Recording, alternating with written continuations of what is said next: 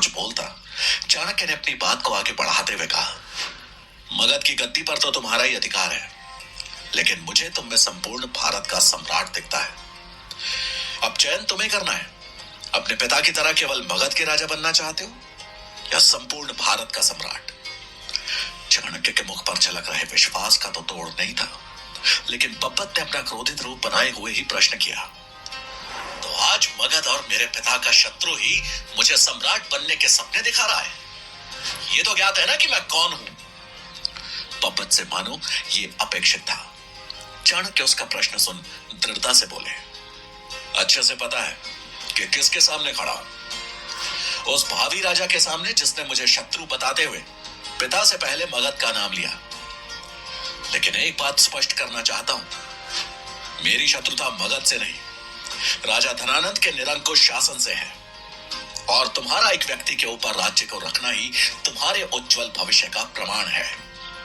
चाणक्य की बात सुन बब्बत को यह तो एहसास होने लगा कि उसके सामने उसके पिता को चुनौती देने वाला कोई नाकारा दरिद्र ब्राह्मण नहीं, बल्कि एक ऐसा सुलझा आदमी था जिसकी हर बात में उसका लक्ष्य और अनुभव झलक रहा था। बब्बत उनको आंख ही रहा था कि तभी एक तरफ से घोड़ों के टाप की आवाज सुनाई दी। चाणक्य समझ गए कि ये जरूर बब्बत की सुरक्षा के लिए भेजे गए सैनिक हैं।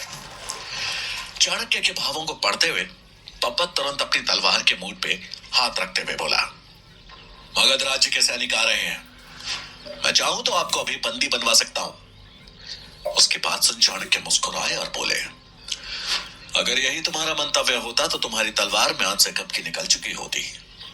मेरी मृत्यु में ही अगर तुम्हारी संतुष्टि है तो यही सही, मैं जा रहा हूं। मुझे विश्वास है कि तुम्हारे राजसी घोड़े मेरी चाल को तो मात दे ही देंगे। ऐसा कहकर चाणक्य निकलने लगे। तभी बब्बत ने कुछ सोचते हुए हड़बड़ाहट में कहा, आप मुझसे आज रात्रि जल महल में आकर मिलिए। चाणक्य का दाव सही पड़ गया था और एक हल्की मुस्कुराहट के साथ वो तुरंत ही एक साई की तरह वहां से गायब हो गए। जहां चाणक्य धनानंद की सत्ता उखाड़ फेंकने के लिए उसकी सबसे बड़ी कमजोरी को अपने पक्ष में करने में लगे थे, वहीं चंद्रगुप्त के लिए तक्षशिला में अपना स्थान बनाना हर बीतते क्षण के साथ मुश्किल होता जा रहा था। चंद्रगुप्त की आज की कक्षा के शिक्षक थे आचार्य गजानन। जब चंद्रगुप्त ने कक्षा में प्रवेश किया तो देखा कि आचार्य गजानन पहले से ही कक्षा में उपस्थित है। चंद्रगुप्त अन्य विद्यार्थियों के साथ जाकर बैठ गया। चंद्रगुप्त को देख आचार्य गजानन की त्योरियां चढ़ गई, लेकिन फिर कुछ सोच वो मुस्कुरा उठे। उनकी मुस्कुराहट देख चंद्रगुप्त समझ गया था कि आचार्य गजानन उसे आसानी से शिक्षा ग्रहण नहीं करने देंगे। आचार्य गजानन वनस्पति विज्ञान के शिक्षक थे। उन्होंने पाठ आरंभ करने से पहले चंद्रगुप्त और अन्य दो नए विद्यार्थियों को अपने पास बुलाया। आचार्य गजानन के बुलाने पर चंद्रगुप्त घबरा गया, क्योंकि वह अच्छी तरह जानता था कि आचार्य उसे पसंद नहीं करते, लेकिन वो उसके गुरु थे और उनकी आज्ञा मानना उसका धर्म था। आखिरकार वो अपने स्थान से उठा और डरते डरते आचार्य के पास पहुंचा। आचार्य ने पूरी कक्षा को संबोधित करते हुए कहा, क्योंकि आज इन तीनों विद्यार्थियों का हमारी कक्षा में पहला दिन है, तो आज कक्षा की शुरुआत इनसे कुछ प्रश्न पूछकर की जाएगी। इतना कहकर आचार्य ने एक सुंदर सा जसवंती के फूल का पौधा सबके सामने रखा और फिर चंद्रगुप्त और उन दोनों लड़कों को देखकर बोले, इस पौधे को देखकर इसके बारे में पूरी कक्षा को बताओ। चंद्रगुप्त ने देखा कि उस छोटे से पौधे में जसवंती के दो चार फूल खिले हुए थे, जिस कारण देखने में वो पौधा प्यारा लग रहा था, लेकिन उस पौधे का कुछ भाग सड़ने लगा था और वहां जो पत्तियां लगी थी वो पीली पड़ रही थी और उस पौधे की शोभा को बिगाड़ रही थी। आचार्य का प्रश्न सुन सभी मुंह खड़े थे, जिसे देख आचार्य गजानन आश्चर्य में बोले, क्या हुआ? तुम तीनों को इस पौधे के संबंध में कोई जानकारी नहीं? क्यों चंद्रगुप्त, क्या आचार्य चाणक्य ने तुम्हें वनस्पतियों का ज्ञान नहीं दिया?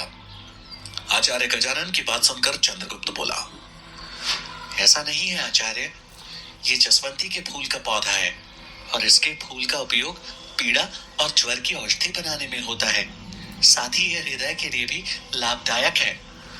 बहुत सुंदर चंद्रगुप्त, लेकिन क्या तुम हमें इस पौधे में कोई कमी बता सकते हो? आचार्य गजानन ने गंभीर होते हुए पूछा। चंद्रगुप्त कुछ सोचते हुए बोला, इसमें लगे सूखे पत्ते इसकी शोभा को बिगाड़ रहे हैं। उत्तम, अति उत्तम। आचार्य गजानन खुश होते हुए बोले, लेकिन उनकी खुशी बनावटी थी। उनके मुख से उत्तम सुन चंद्रगुप्त ने राहत की सांस ली, लेकिन कक्षा में उपस्थित वीरसेन और उसके साथी मन ही मन कुड़ गए। आचार्य गजानन आगे बोले, तुमने बिल्कुल ठीक कहा, ये पत्ते इस पौधे की शोभा बिगाड़ रहे हैं। तो बताओ, इनका क्या करना चाहिए? इन्हें इस पौधे से अलग कर देना चाहिए, चंद्रगुप्त ने सरल भाव से उत्तर देते हुए कहा। यह सुन आचार्य बोले, इससे क्या होगा?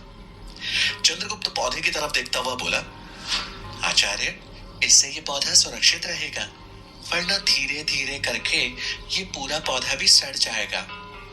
ये सुन आचार्य गजानन ने उसे आदेश दिया, तो ठीक है चंद्रगुप्त, ये काम तुम करोगे, और सिर्फ इस पौधे से नहीं, तक्षशिला के दक्षिण भाग में जो पुष्प वाटिका है, वहां जितने भी पुष्प वृक्षों पे इस तरह के सड़े गले पुष्प और पत्ते हैं, तुम उन्हें हटाकर उनकी एक ढेरी बनाओ और फिर उसे जलाकर नष्ट करोगे।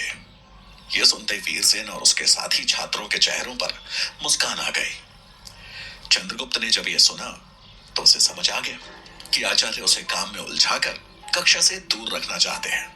कुछ सोचकर उसने आचार्य से अपनी बात रखते हुए कहा, क्या मैं कक्षा के बाद इस काम को कर सकता हूं आचार्य? ये सुन आचार्य गजानन ने अपना सर ऊंचा किया और बोले, नहीं, जिस तरह इन सड़े हुए पत्तों की कोई आवश्यकता नहीं है, वैसे ही इस कक्षा में तुम्हारी भी कोई आवश्यकता नहीं। तुम यहां रहे तो इस कक्षा की शोभा बिगड़ जाएगी, इसलिए जाओ और जो काम मैंने दिया है उसे पूरा करो। आचार्य गजानन द्वारा निकाले जाने के बाद भी चंद्रगुप्त वहां खड़ा रहा। ये देख आचार्य का पारा चढ़ गया और वो चिल्लाए, आप क्यों खड़े हो यहां? उनकी गर्जना से चंद्रगुप्त कांप गया, लेकिन किसी तरह साहस जुटा एक अंतिम प्रयास करते हुए बोला, आचार्य, ये पत्ते सूखे अवश्य हैं, किंतु बेकार नहीं है। देखा जाए तो इस प्रकृति में कोई भी वस्तु बेकार नहीं है, पर अगर मैंने शिक्षा ग्रहण नहीं की तो मेरा जीवन जरूर बेकार हो जाएगा। उसकी बात सुन आचार्य गजानन तंज कसते हुए बोले, यदि ऐसा है तो प्रमाणित करो कि ये पत्तियां बेकार नहीं है। अगर तुमने ऐसा कर दिया तो मैं स्वयं तुम्हें अलग से आज का पाठ पढ़ाऊंगा, लेकिन अगर यह प्रमाणित नहीं कर सकते तो जो कहा गया है वो करो। चंद्रगुप्त के पास इसका कोई उत्तर नहीं था और ना चाहते हुए भी उसे कक्षा से बाहर निकलना पड़ा। वीरसेन और उसके साथियों के कलेजे को जैसे ठंडक पहुंच गई। कक्षा से बाहर निकलकर चंद्रगुप्त पुष्प वाटिका पहुंच दुखी मन से पेड़ और पौधों से गिरे सड़े पत्तों को एकत्रित करने लगा। उसे समझ नहीं आ रहा था कि आचार्य चाणक्य के अभाव में वो कैसे अपनी शिक्षा को पूरा कर पाएगा, क्योंकि तक्षशिला में न सिर्फ छात्र बल्कि शिक्षक भी उसके खिलाफ थे। अपनी कक्षा पूरी करके आचार्य गजानन बाहर आए और इधर उधर एक नजर मार अकेले ही एक ओर निकल गए। कुछ ही देर में वो योग भवन में थे। इस समय वहां कोई भी नहीं था। आचार्य वहां खड़े होकर किसी के आने की प्रतीक्षा करने लगे। कुछ ही देर में कर्मचारी वहां आया। उसके आते ही गजानन ने उससे सवाल करते हुए कहा, राजहंस की कोई खबर? कर्मचारी ने तभी आवाज में उत्तर दिया, नहीं आचार्य, वो अभी तक तक्षशिला से लौटे नहीं है। कर्मचारी का उत्तर सुना आचार्य गजानन राजहंस के बारे में विचार कर चिंतित हो गए।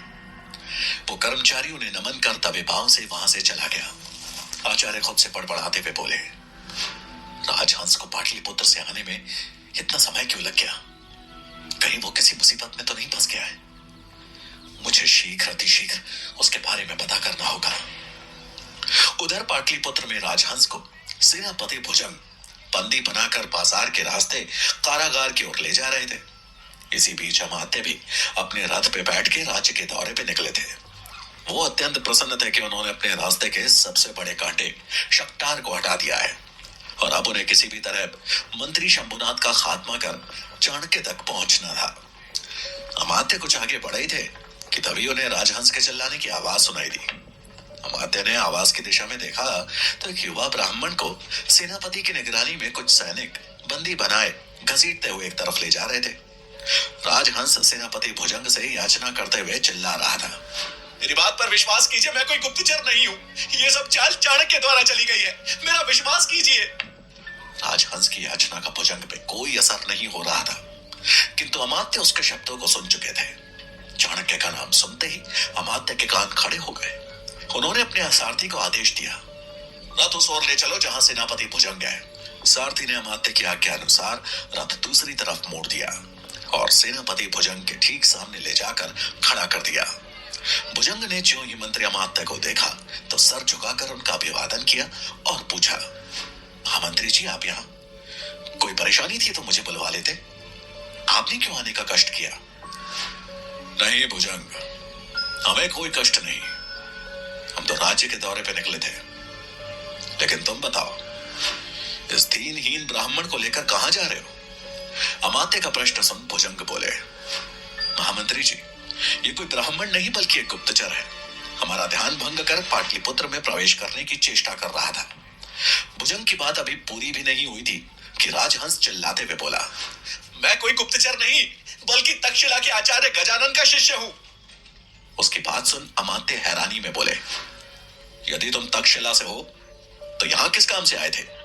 राजहंस बोला, अपने आचार्य गजानन द्वारा दी गई सूचना पहुंचाने। उन्होंने कहा था कि मैं सीमा सुरक्षा के सेनापति को जाकर बताऊं कि मगध का शत्रु चाणक्य मगध में प्रवेश करने वाला है, लेकिन किसी ने भी मेरी बात नहीं मानी। ये सुनते ही अमात्य के चेहरे पे चिंता की लकीरें उभर आई। उन्होंने भुजंग से पूछा, तुम्हें किसने कहा कि यह व्यक्ति एक गुप्तचर है? गांधार से आए व्यापारियों ने इसकी पुष्टि की है, सेनापति ने जवाब दिया। अमात्य ने आगे पूछा, क्या तुम्हें इसके पास कोई संदेहजनक वस्तु प्राप्त हुई? और जिन व्यापारियों द्वारा पुष्टि की गई, क्या तुमने उन सभी की अच्छी तरह से जांच की? भुजंग को कोई उत्तर देते ना बना। उसे कहीं ना कहीं अपने द्वारा की गई भूल का आभास हो चुका था। अमात्य उसकी परिस्थिति को ताड़ समझ चुके थे कि यह सारा खेल चाणक्य द्वारा रचा गया है। उन्होंने आदेश दिया, राजहंस को तुरंत रिहा किया जाए और मगध की सारी सीमाएं बांध दी जाए। बिना जांच के मगध से कोई बाहर ना जाने पाए। भुजंग ने हामी में सर नीचे कर दिया। चाणक्य के मगध में होने की खबर पाकर अमात्य का तो जैसे चेहरा खिल गया था। वो खुद से बात करते हुए बोले, बहुत हो गया चूहे बिल्ली का खेल चाणक्य, इस बार तू मगध से नहीं निकल पाएगा। अमात्य के चेहरे पे चाणक्य को पकड़ने का दृढ़ संकल्प साफ दिखाई दे रहा था। इधर तक्षशिला में चंद्रगुप्त आचार्य गजानन द्वारा सूखी और सड़ी पत्तियां इकट्ठा करने के कार्य को पूरा तो कर चुका था, लेकिन हताशा ने उसे मानो पूरी तरह घेर लिया था। अपने ख्यालों में खोया वो अब उस ढेर को एकटक देखे जा रहा था कि तभी सुकेतु बनी सुकन्या की नजर उस पर पड़ी। उसको कक्षा से बाहर एक कूड़े के ढेर के सामने बैठा देख उसे समझ आ गया कि आज एक बार फिर चंद्रगुप्त किसी की द्वेषता का शिकार बन गया था।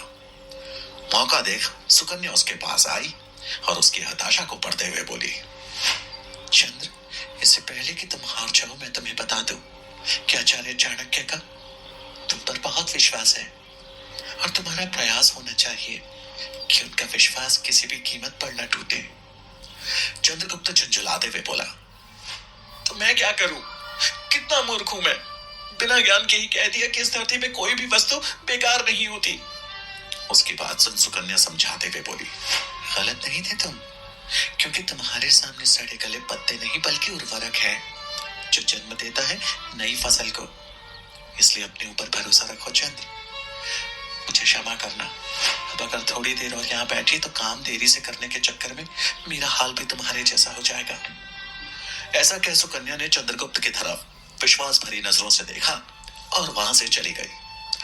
सुकन्या एक हवा के झोंके की तरह कुछ ही शब्दों में चंद्रगुप्त के खोए हुए आत्मविश्वास को वापस लौटा गई। उसे जाते देख चंद्रगुप्त पीछे से बोला, तुमने बातों बातों में मुझे ज्ञान की बात सिखा दी सुकन्या। तुम सही कहती हो, मुझे हार नहीं माननी चाहिए। मुझे मेरा उत्तर मिल चुका है। जो चंद्रगुप्त अभी कुछ पल पहले तक हतोत्साहित था, अचानक ही उत्साहित हो उठा। सुकन्या उसके ऊपर पलट मुस्कुराई और आगे बढ़ गई। जहां सुकन्या की मदद पाकर चंद्रगुप्त का खोया उत्साह वापस आ गया था, वहीं दूसरी तरफ पब्बत को अपने पक्ष में करने की जिम्मेदारी लिए आचार्य चाणक्य अपने जीवन को दांव पे लगाकर सावधानी से जल महल की तरफ बढ़ रहे थे। रात्रि का दूसरा पहर बीत चुका था। उनके मन में तमाम शंकाएं भी थी और हल्का डर भी, क्योंकि उन्होंने एक ऐसे इंसान पे दांव लगाया था जिसके डसने पे सीधा मौत थी।